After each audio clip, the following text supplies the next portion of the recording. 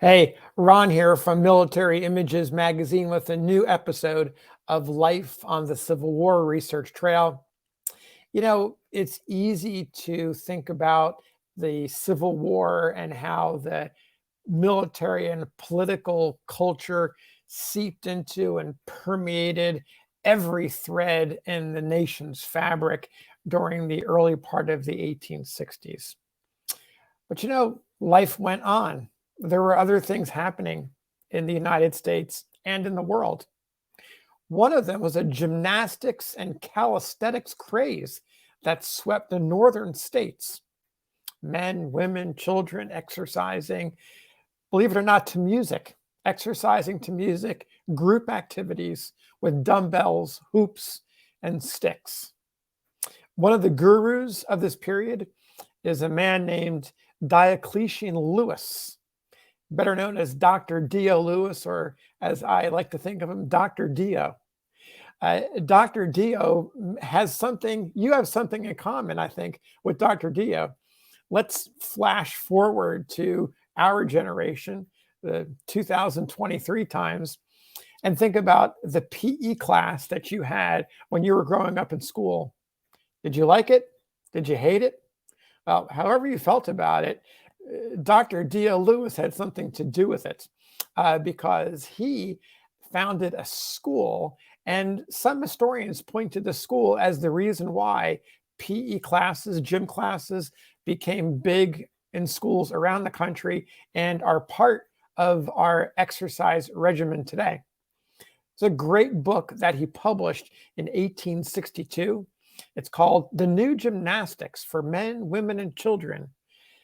I want to read a couple of excerpts for you because it's just interesting how exercise was such a big part, or a growing part, of the culture of the early 1860s. So I want to start with the preface.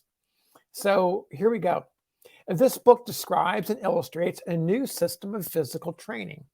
Like air and food, its exercises are adapted to both sexes and to persons of all ages. The new system has been introduced into female seminaries with complete satisfaction. Its beautiful games, graceful attitudes, and striking tableau possess a peculiar fascination for girls. Public classes composed of adults of both sexes elicit general enthusiasm. Children under 3 years of age are warmly interested and improved in form and strength. The exercises are arranged to music, and when performed by a class, are found to possess a charm superior to that of dancing and other social amusements, while the interest increases with the skill of the performers. This system of exercise will correct drooping or distorted shoulders, malposition of the head, and many other common defects. Its author has been engaged many years in teaching gymnastics. He began with a few simple exercises and, making additions from time to time, has at length developed a very comprehensive system. So the introduction goes on.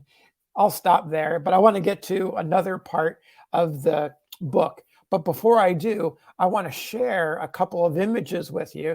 And these are from my collection, just to give you a sense of how photography documented these early gymnasts, athletes, phys ed students, whatever, gym rats, whatever name you want to apply to it.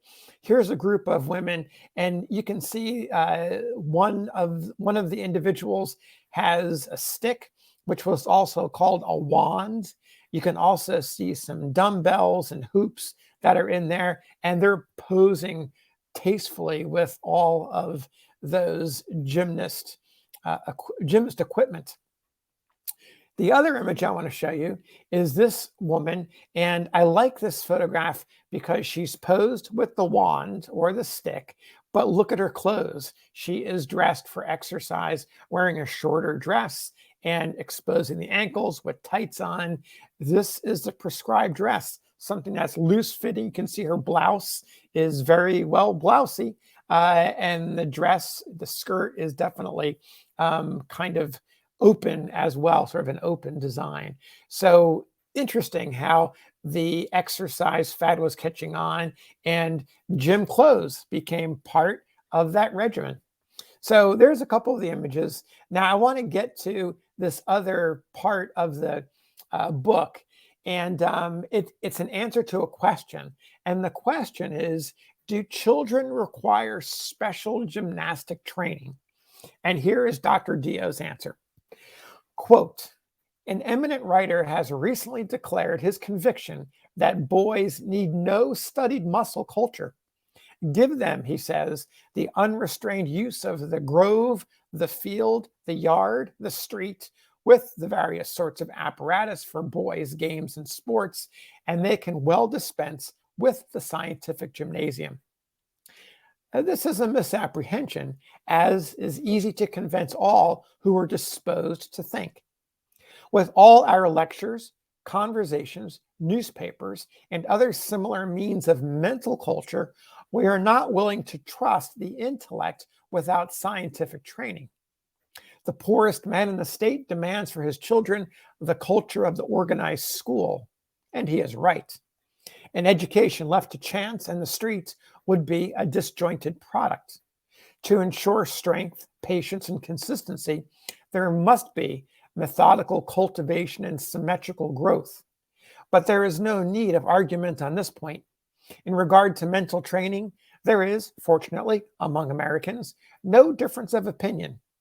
Discriminating, systematic, scientific culture is our demand. No man doubts that chess and the newspaper furnish exercise and growth. But we hold, and very justly too, that exercise and growth without qualification are not our purpose.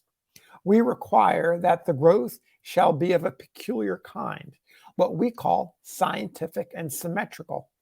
This is vital. The education of chance would prove unbalanced, morbid, profitless. So there you have it.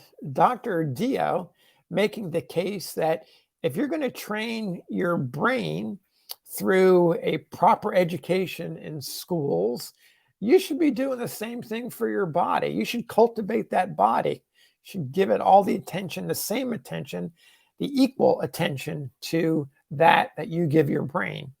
So his concept, this idea of physical exercise, the school that he opened was in Boston in the spring of 1861, just as the Civil War was starting.